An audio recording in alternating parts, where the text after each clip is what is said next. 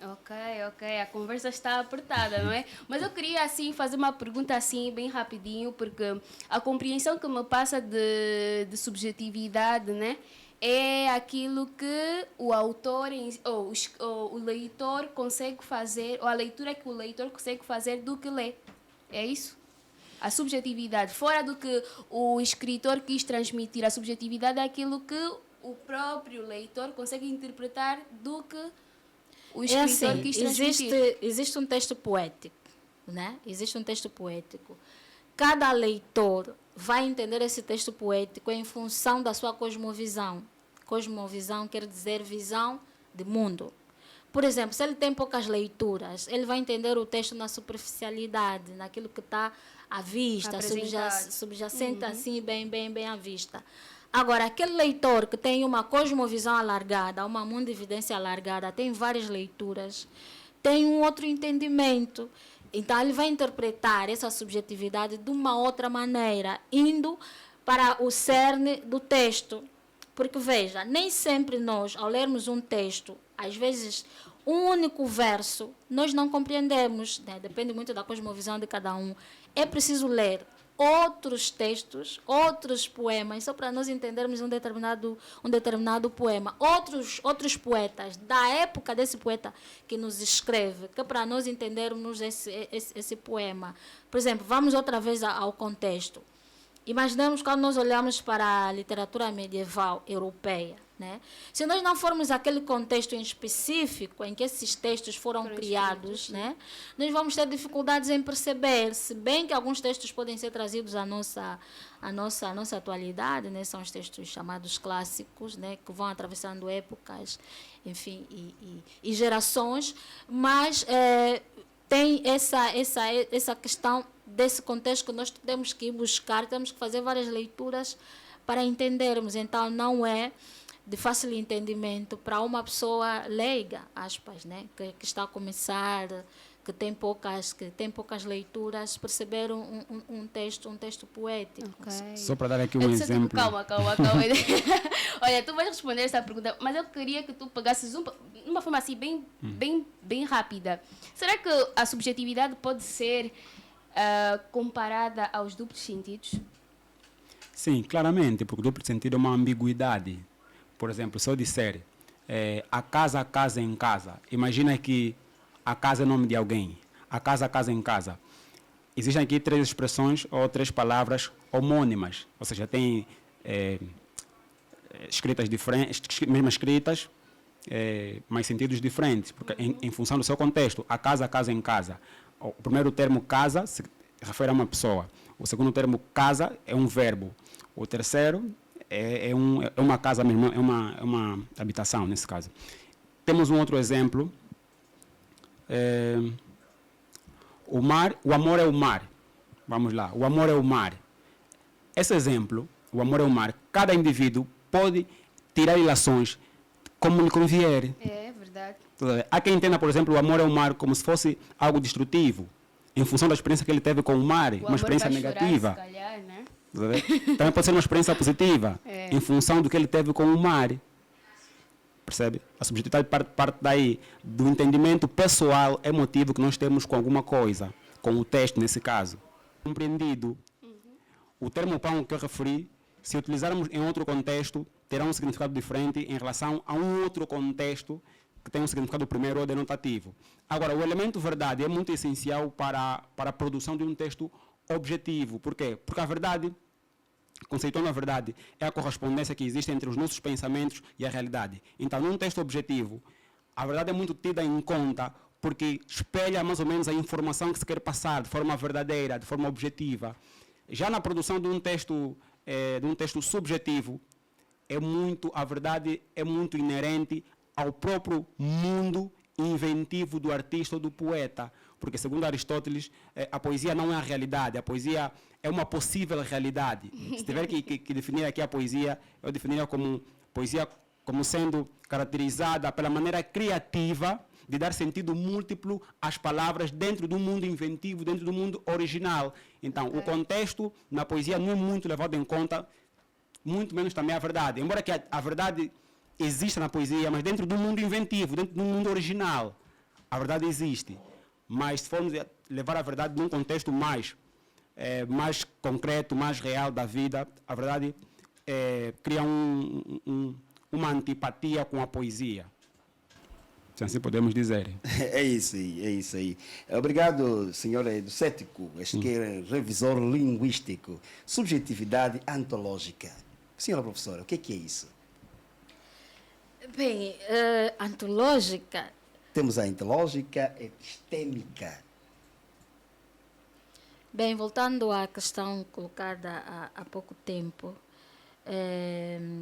vou discordar em algumas coisas, mas primeiro vou falar da arte poética, não é? Como arte. E dando exemplo de subjetividade. Por exemplo, o poeta ou a poeta pode dizer ou escrever o seguinte verso: o João tem os olhos como a lua. A lua ali não está a significar o astro tal como nós conhecemos, é para dar subjetividade, para dar ênfase, ou se fôssemos falar objetivamente, era dizer o João tem olhos bonitos e ponto, não é? Mas como tem de colocar subjetividade, ele tem de escrever, aspas, né? Aqui falamos da imaginação, da ficção, ele vai escrever que o João tem os olhos como a lua, a Madalena tem andar de onça, de palanca, está a dar ênfase aos seus atributos físicos.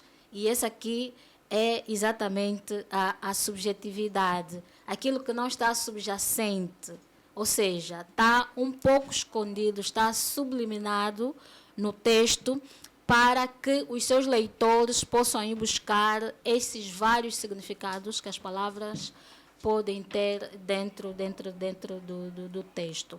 Agora, quando nós falamos do contexto e verdade e também objetividade, no texto literário, também podemos encontrar esses elementos, só que não são os elementos chaves para a construção do texto literário ou do texto poético como tal. Exemplo. Quando nós lemos a poesia de Agostinho Neto, nós vamos encontrar lá um contexto bem presente da nossa história, uma verdade bem presente da nossa história, mas também a sua imaginação, né? E essa poesia de Agostinho Neto pode ser classificada como uma poesia engajada, uma poesia de combate, né? Tem verdade, tem contexto, mas tem imaginação e ficção.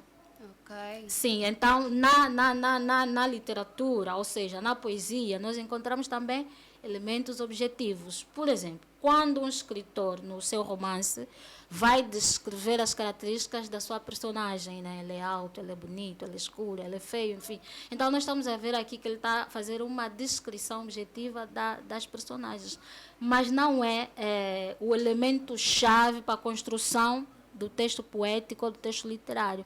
Mas esses elementos também estão lá, é só para deixar um bocadinho, clarificar essa questão. Não, quando eu disse sobre o contexto... Sim. Posso? Está à vontade. Sim. Quando eu disse sobre o contexto é um elemento chave para o texto objetivo. E se remetermos ao texto subjetivo, vou aqui convidar o Roland Barthes, que é um autor que mata o autor. O Roland Barthes, ele diz, por exemplo, que... Barthes, né? Sim, exatamente. Ele diz que o autor e o contexto são totalmente dispensáveis para a compreensão de um texto. Nós não precisamos de um autor, não precisamos de um contexto para interpretar um texto literário. São totalmente descartáveis. Por quê? Porque o leitor é o construtor de sentidos. Daí que surge a interpretação do próprio texto literário. Conseguem perceber? Porque a poesia, segundo, por exemplo, o Coleridge, ele diz que a prosa é a palavra na melhor ordem. A poesia é a melhor palavra na melhor ordem. E como é que se consegue isso? Consegue isso através da elipse. Subentender certas palavras dentro de um texto para que dá margem ou vazão a muitas interpretações. O essencial, ou o que torna tão rico a poesia, é essa diversidade de interpretações que existe dentro do universo poético, ou dentro do fazer poético, dentro da linguagem poética. Daí que o contexto não é muito levado em conta nesse caso, nesse âmbito. Não que não haja um contexto dentro da construção poética. Existe um contexto dentro do mundo inventivo, daí que eu disse, segundo Aristóteles, a poesia não é o real, é uma possibilidade do real. Cria-se uma verdade interna, não uma verdade externa. Tem uma significação o próprio interna. Aristóteles, deixa-me só cortá-lo, o próprio Aristóteles diz que a poesia, que a arte é mimese, né? Imitação da realidade, não imitação total, né? Imitar tudo, né? Ele vai pegar alguns elementos da realidade partes, né? e vai ficcionar, vai dar objetividade, ou seja, a subjetividade, vai colocar ali a sua imaginação. Todos esses conceitos, eles estão certos. Esses autores trazem-nos essa teoria. Mas é importante que nós tenhamos a coragem de fazer exercícios dentro da interpretação poética e artística e ou literária. Sim. Porque o contexto também está lá. Tudo bem que não é a base, porque vem a parte da imaginação, da ficção, mas o contexto está lá. Por exemplo, nós quando lemos Flor Bela Espanca, não sei se já leu. Já. Nós quando lemos Flor Bela Espanca, a poesia dela quase se confunde com a sua própria biografia. Né? Não sei se já fez esse tipo de exercício. A poesia dela quase se confunde com a sua própria biografia. Então, não vamos matar totalmente o autor, não vamos retirar totalmente do contexto. Ok. 16 horas e 35 minutos, Revolução Literária. Poesia é sempre subjetiva. Nesta conversa bonita com o senhor Edcético e a professora Domingas. Vamos dar por encerrar a nossa conversa, mas a questão que eu queria colocar, o que o Edcético já fez referência, a comparação entre três textos subjetivos, né, e objetivos. Né, e também queria fechar aqui com a mesma ideia com a professora, dar aqui exemplos de textos subjetivos, né? Se tem assim em mente, objetivos, e vamos fechar a nossa conversa, após vem aí o top orgasmo literário.